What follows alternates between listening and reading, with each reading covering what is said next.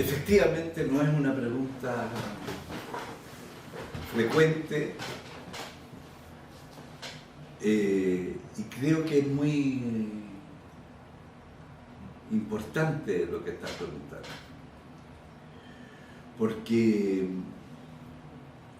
para mí fue una experiencia extraordinaria.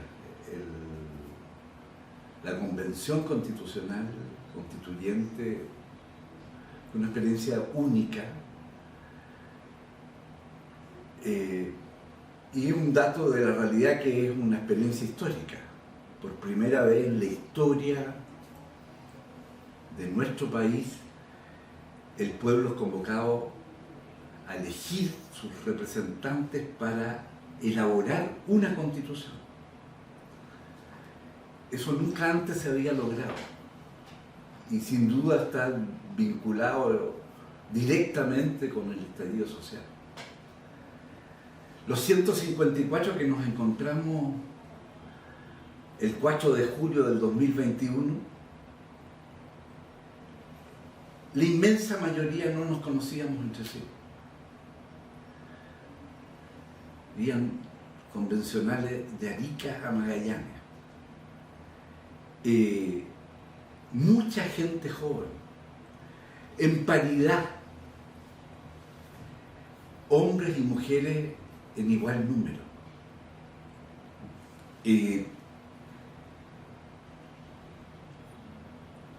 No había un texto, sobre el cual la convención hubiese de trabajar. Efectivamente era una hoja en blanco, pero teníamos una restricción: no podíamos empezar a elaborar la nueva constitución mientras no tuviésemos un reglamento de la convención. Por lo tanto, la tarea primera era elaborar ese reglamento de la convención. Y bueno, en ese proceso, además del reglamento de la convención, paralelamente se elaboraron otros 3 reglamentos. Reglamento de ética para los convencionales, un reglamento sobre participación ciudadana y un reglamento sobre consulta y participación indígena. En esas tareas nos consumió 3 meses aproximadamente: agosto, septiembre, julio, agosto, septiembre y octubre, parte de octubre por lo menos.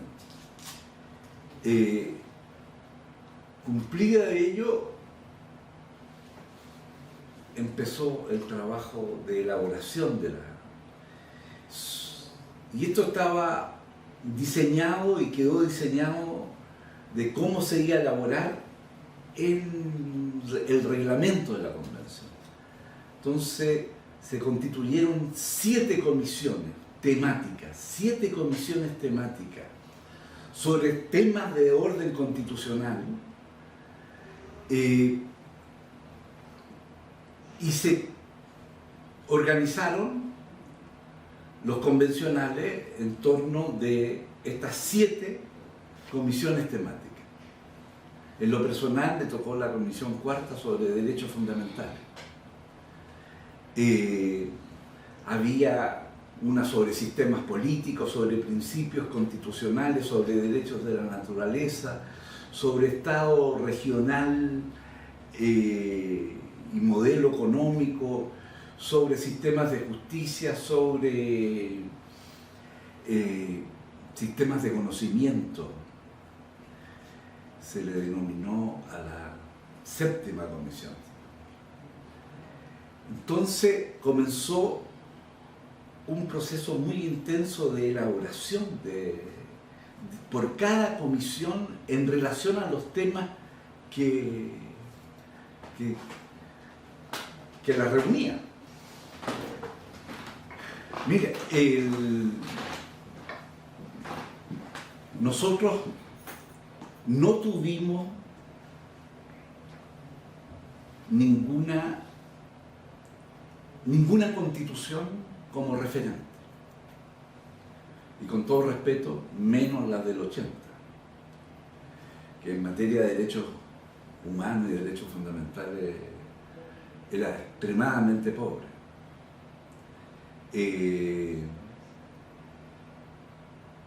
Pero no quiero eludir la pregunta primera, porque esto significó un enorme esfuerzo de los convencionales, digamos, y especialmente de aquellos comprometidos con el apruebo, que salieron electos en el marco del apruebo. Había un pequeño grupo de convencionales que eran del rechazo y que estuvieron permanentemente trabajando hacia el rechazo.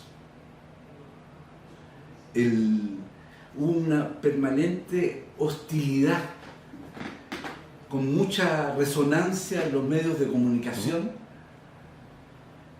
de explotación de una u otra cosa que no tenía que ver con el objeto de la convención, que era elaborar una nueva constitución. La inmensa mayoría de los convencionales no se distrajeron con los temas que se explotaban comunicacionalmente fuera de ella. Nos concentramos en la tarea que el pueblo nos había encomendado. Yo constaté, percibí, experimenté una cosa que es muy importante hoy día: el compromiso de los convencionales de representar efectivamente a aquellos que le dieron su confianza, a todos los territorios, a todas las personas, organizaciones sociales que le dieron su confianza y mandato. Esto es lo que el pueblo chileno reclama para la nueva Constitución. Entonces fue un trabajo muy leal, muy comprometido, en que nadie se puede atribuir el dominio sobre algún capítulo, ni siquiera sobre algún artículo, porque en ella participaron cientos de miles de manos. Tuvimos la presencia permanente de organizaciones sociales en todas las temáticas que a nosotros como comisión nos tocó elaborar, conocer y elaborar. Habían iniciativas populares constituyentes que habían sido aprobadas y eran un insumo muy importante. También se invitó a mucha gente que pidió participar, también académicos. Se escuchó a mucha gente. Había muchas propuestas sobre distintos artículos. Un trabajo de enorme intensidad. Y respondiendo a tu pregunta original, exactamente lo que estás preguntando, si había amor, compromiso, debo decir categóricamente que de la inmensa mayoría sí. De la inmensa mayoría sí. El promedio, escuché alguna vez, de los convencionales era alrededor de 45 años.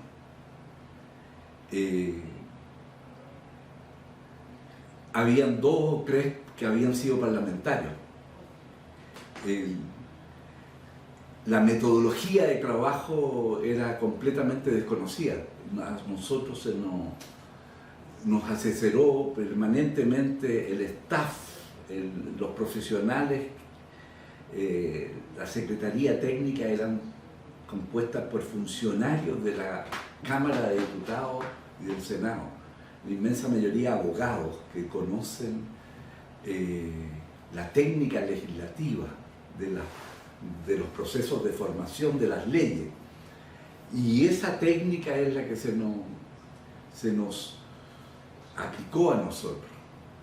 Entonces, acerca de diversas temáticas que, por ejemplo, en el tema de los derechos fundamentales, nosotros teníamos que elaborar informes, todas las comisiones, elaborar un informe, discutir las normas, elaborar el informe, aprobar un texto inicial sobre la norma que se estipulaba, y eso traducirlo en un informe por escrito que iba al Pleno. El Pleno tenía completa soberanía para aprobar o rechazar. La experiencia fue que en la mayoría de las veces no aprobaba los textos.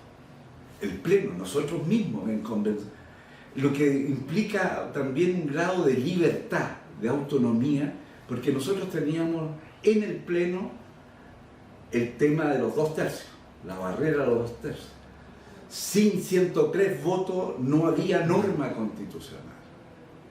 Y por lo tanto, cuando las comisiones en sus primeros informes hacían la propuesta de norma constitucional, el Pleno tenía que pronunciarse sobre ello. Y en definitiva, la experiencia fue de muchos rechazos, pocas aprobaciones en los primeros informes, pero las había, por cierto. Y así se fue construyendo. Al rechazarse, volvía a la comisión y la comisión tenía que hacer una nueva propuesta o reformular las normas que habían sido rechazadas, y en ese proceso se fue constituyendo, se fue construyendo esta Constitución.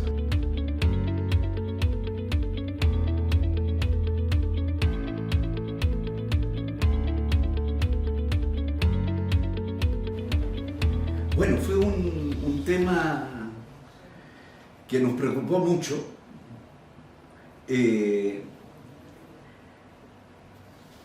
porque es un concepto que viene de la OIT, el trabajo decente, que se gestó como concepto en 1999, cuando exactamente asume como director general de la OIT un chileno, Juan Somavir, de enorme trayectoria y compromiso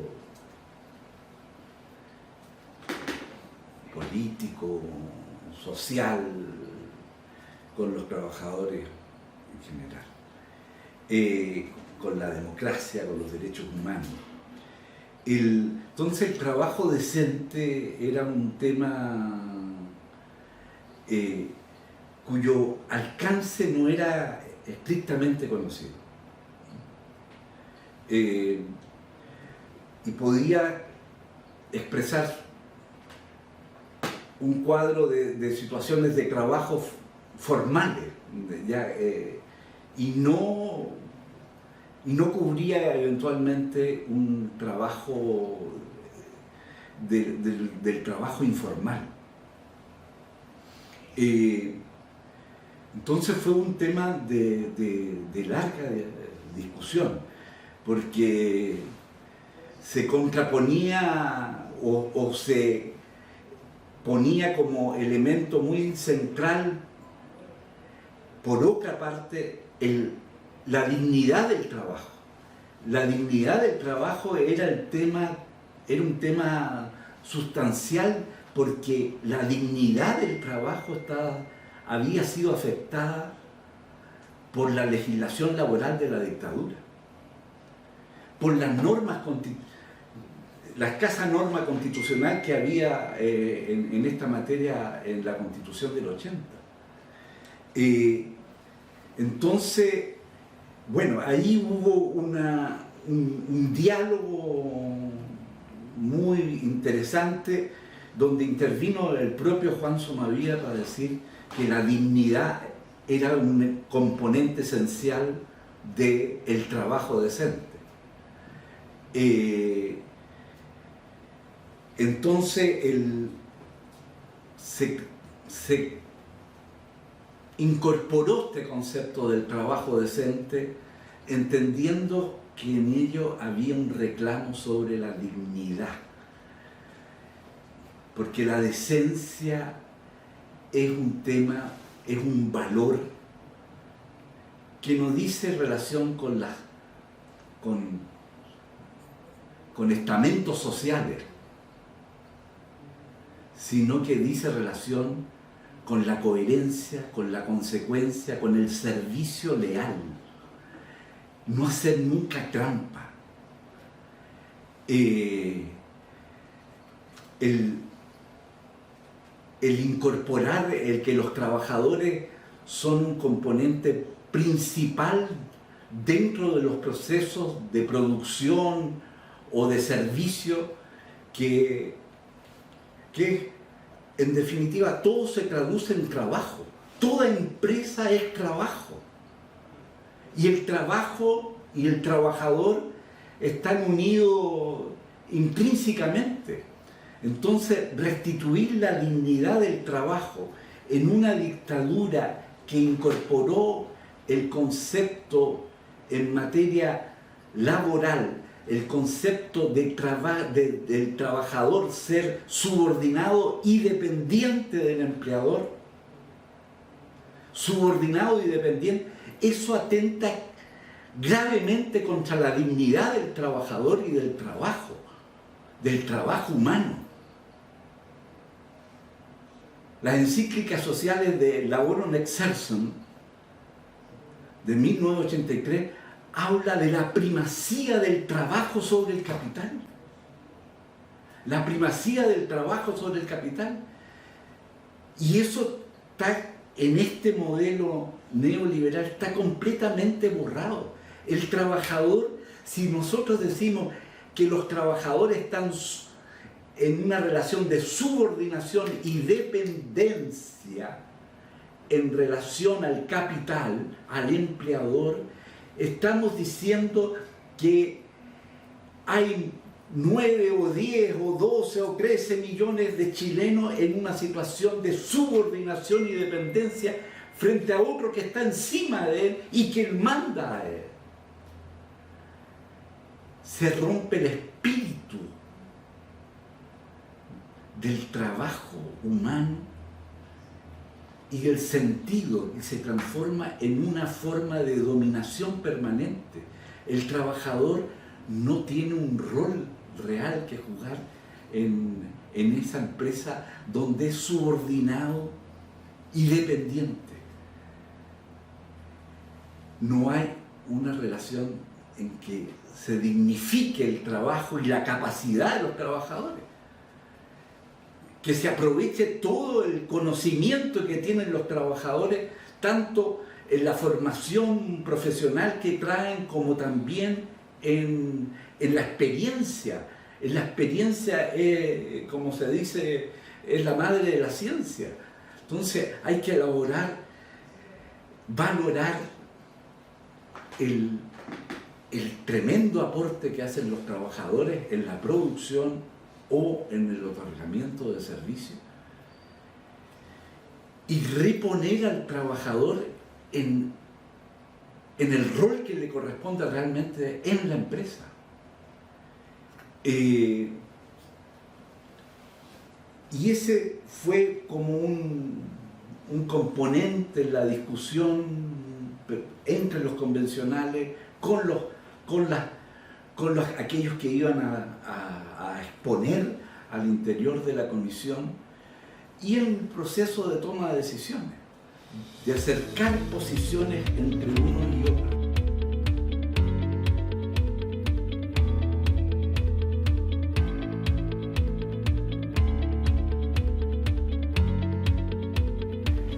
Mira, respecto de lo primero, hay un concepto detrás de la seguridad social que no tiene nada que ver con de la capitalización privada, sino que es retomar lo que era nuestro sistema de seguridad social antes de la dictadura, y que todas las reformas que se le anunciaban con el pilar solidario y el aporte que hoy día se le va a exigir a los empleadores, todos son elementos que incorporan a los dos que fueron eliminados. El Estado hacía aporte en el proceso de seguridad social y los empleadores también cotizaban, además de los trabajadores. Con el sistema de capitalización privada, el Estado salió y el empleador salió. Solo la carga de la seguridad social recayó en el trabajador, en la capitalización privada. Con todas las anomalías que significaba en la vida del trabajo, hay siempre lagunas, no tiene siempre los mismos ingresos, etcétera, etcétera. Entonces, aquí se plantea que en el nuevo sistema de seguridad social, que tienen que haber cotizaciones obligatorias, los empleadores que van a tener que aportar, como los trabajadores, junto a esta nueva organización que hay que crear en virtud de una ley, van a tener derecho a participar en los procesos de toma de decisión, que es muy importante. Hoy día las AFPs trabajan con plata de los trabajadores y ellos se transforman en fuentes de poder, donde dirigen las eventuales inversiones, tienen un peso que solo los favorece a esos grupos que manejan las AFP, no favorecen a los trabajadores. Entonces, aquí hay que cambiar la mentalidad. Entonces, el trabajador tiene que decir y tiene que participar, tiene que decir su palabra y tiene que participar en algo en que él se refiere a su propio destino final, del sistema de seguridad social, de las coberturas de riesgos que hay, que sufre toda persona, eventuales invalidez, eventuales incapacidades temporales, accidentes del trabajo, paternidad, maternidad, vejez o invalidez definitiva. Entonces, el trabajador, las organizaciones de los trabajadores tienen el derecho de participar en los procesos de toma de decisión respecto de un aspecto que es fundamental en su vida, como es la seguridad social. E igualmente se plantea la participación de los trabajadores, y quedó en la Constitución, y una iniciativa del eje sindical constituyente, porque nosotros tuvimos participación permanente de todos los trabajadores, diálogo permanente. Bueno, aquí también, oiga, que los trabajadores participen en las tomas de decisiones fundamentales de la empresa. El trabajador tiene derecho, un derecho que hoy día está prácticamente en los hechos eliminado, pero tiene derecho a participar en las utilidades de la empresa. a través de la gratificación. Y eso hoy día, en el modelo económico, está completamente, se le ha privado en los hechos a los trabajadores de tener esta remuneración, que es una remuneración.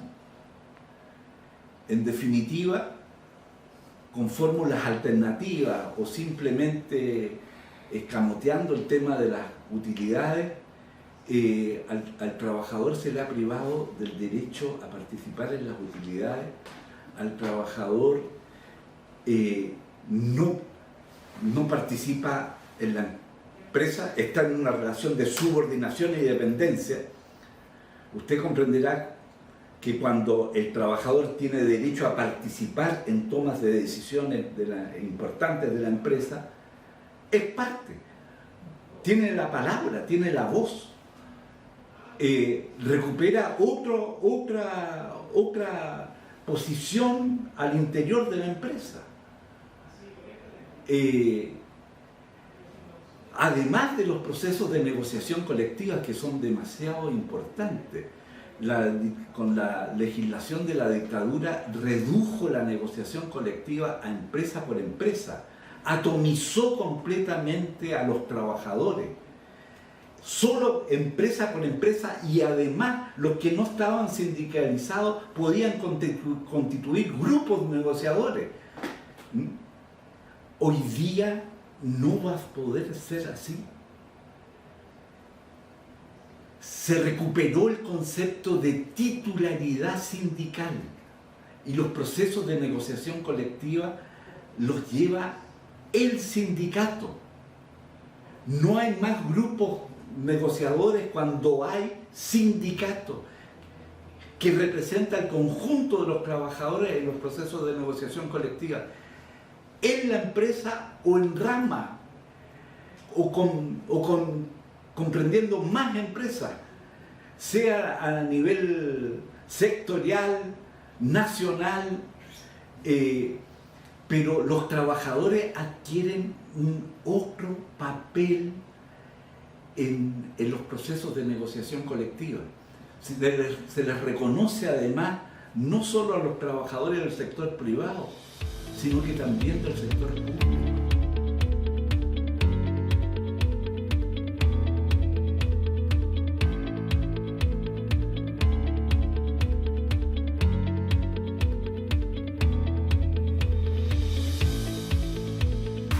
Hace mucho tiempo se dijo que el trabajador era víctima de la dictadura del estómago,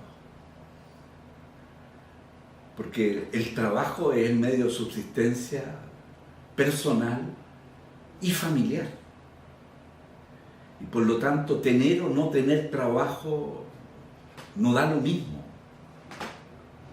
no da lo mismo. Pero cuando se te introduce el concepto de subordinado y dependiente, te definen que tú estás abajo. Y eso influyó enormemente en la realidad del movimiento sindical. Yo cuando era joven, habían dos actores que eran fundamentales en la sociedad chilena: los estudiantes, especialmente las federaciones de estudiantes universitarios, y los trabajadores. La CUT que era la central unitaria y que reunía a todos en ese tiempo, eran los actores sociales más relevantes de la sociedad chilena. No habría habido la experiencia de la unidad popular, ni tampoco de la revolución en libertad, si no hubiese habido unidad social que la componían los estudiantes y los trabajadores. Un poco el concepto de los estudiantes y trabajadores unidos no voy a terminar la frase porque es conocida, pero era el componente esencial. Cuando asumió Frei, las 14 federaciones de estudiantes que habían en Chile estaban por la revolución en libertad. Frei abrió el campo con la sindicalización campesina e inicio del proceso de reforma agraria. Allende tenía un rol, una presencia de la izquierda muy relevante en todas las organizaciones de trabajadores y luego en las federaciones estudiantiles y en el proceso de reforma. Los actores principales en la sociedad chilena eran los estudiantes y los trabajadores de la ciudad y del campo, porque el proceso de reforma agraria revolucionó la organización social en el agro. Bueno, eso fue la base del proceso de cambio, de transformación que hubo en Chile. Aquí es muy relevante los pasos que se dan para recuperar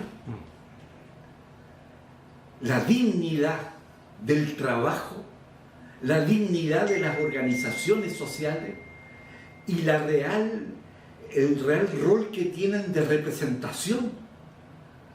Porque a usted cuando lo hacen solo negociar en la empresa que trabaja y además que te incentivan la formación de grupos negociadores de los que no están afiliados o que los que no están afiliados aprovechan de la negociación que hacen los trabajadores, que hacen el sacrificio, el riesgo, toman el riesgo de la negociación y de la confrontación en el diálogo, es muy importante. Así que cuando se restituye en plenitud el derecho a la titularidad sindical, en que los sindicatos representan a los trabajadores, y si está un sindicato negociando, no hay grupos externos para negociar, sino que eso, y que pueden hacerlo por grupos, por ejemplo, grupos de empresas o por rama de este sector de la economía. Estás hablando en otro nivel de negociación y pasa a ser efectivamente los procesos de sindicalización como de negociación colectiva, pasa a ser un instrumento, una herramienta para equilibrar las enormes iniquidades que hay en materia salarial en Chile. Piensas tú que según datos de la CEPAL de febrero de este año, 9 familias chilenas reciben el 17% del PIB, del Producto Interno Bruto. 9 familias chilenas. El 1% recibe el 30% y el 10% reciben no recuerdo bien si 90 o sea, ¿qué queda para el conjunto de la sociedad? Entonces, eso no puede seguir. Y los trabajadores no tienen voz a este respecto. Ahora sí que van a tener voz y peso real. Eso es una conquista fundamental. Y esto sin distinción. También se le reconoce a los trabajadores del Estado la posibilidad de negociación. También se reconoce el derecho a huelga, sin restricciones, con excepción de algunas que por razones de seguridad o de sanitaria básicamente habrá que mantener servicios mínimos en relación a ese tipo de temas. Cuando la naturaleza de la empresa, de las que concurren en los procesos de negociación colectiva, así lo exija. Pero ahí se equipara la cancha. El trabajador va a poder negociar de manera honorable, libre, expresar sus requerimientos, sus demandas colectivas sentidas, negociando con contrapartes que están coordinadas entre sí, pero para el trabajador están completamente, emplearon la técnica de atomizar, dividir e impedir negociaciones que sean realmente instrumentos reales de equidad social entre los componentes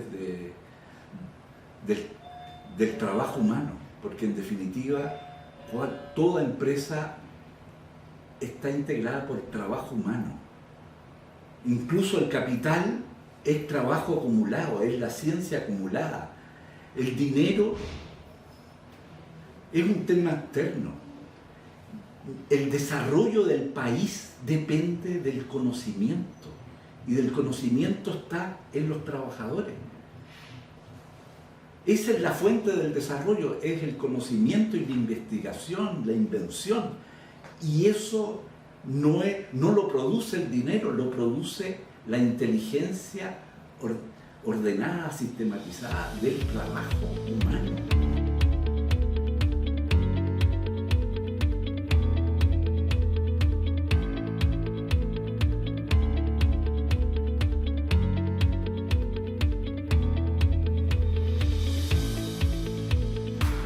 Mira, me decía un constitucionalista español, a propósito de la campaña del no, que comenzó 1000 veces antes que la del apruebo, digamos, y comenzaron desprestigiando un producto, un fruto, como es la propuesta constitucional, que han tenido que irse retractando, diciendo aquí hay demasiadas cosas buenas, desconocidas, nuevas y buenas. Esta constitución es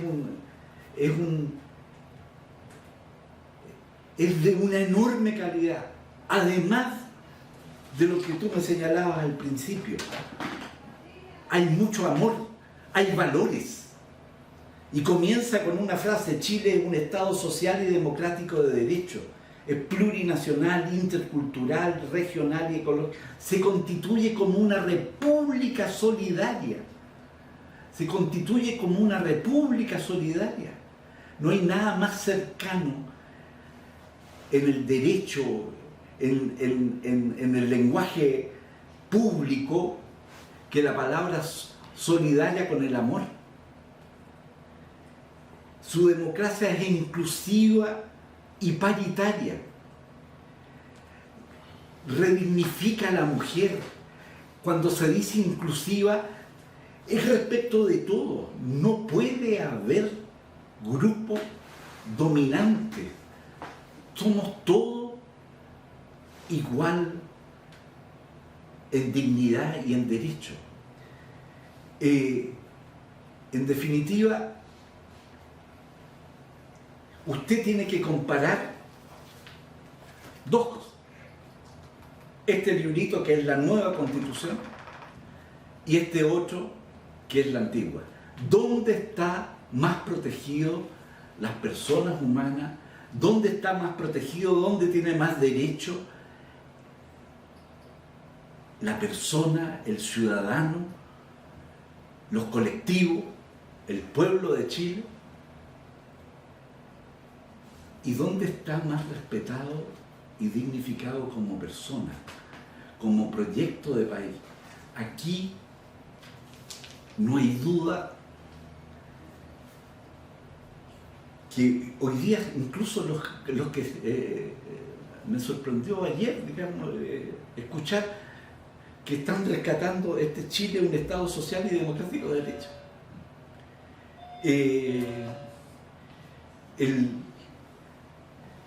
Y eso es poner en el centro a las personas y al trabajo humano, a los seres humanos. La educación, la salud, la seguridad social, la vivienda, la libertad sindical, el derecho a la negociación colectiva y huelga. Esos son los derechos sociales más importantes. Esto es, con todo respeto, aquí no hay nada en esta materia. Prácticamente nada. Todo se lo transformaron en negocio. Todo lo transformaron en negocio. La educación en negocio, la salud en negocio, la seguridad social en negocio. La vivienda no está aquí, pero también la vivienda la transforman en negocio y no un derecho. Entonces, aquí hay valores, hay amor al pueblo de Chile, a las personas. Dignifica a todos, sin discriminación, en una igualdad sustantiva como se plantea expresamente en esta nueva Constitución. Aspiramos a una igualdad sustantiva, en que todos tengamos derecho a un mínimo, que ese mínimo vaya subiendo progresivamente según el desarrollo nacional, pero no haya diferencia por el dinero. Todo chileno tiene dignidad y derecho de manera permanente. No, la Constitución del 80, en su artículo primero, en la primera frase dice que todas las personas nacen libres e iguales en libertad y derecho, en dignidad y derecho. El problema es que nacen libres e iguales, no viven libres e iguales. Minutos después del nacimiento se hace presente la discriminación por cuna y por sectores sociales, por ingresos, etc. Aquí no, se habla que las personas nacen y permanecen libres, interdependientes e iguales en dignidad y derecho. Nacen y permanecen libres, interdependientes, iguales en dignidad y derecho. Eso es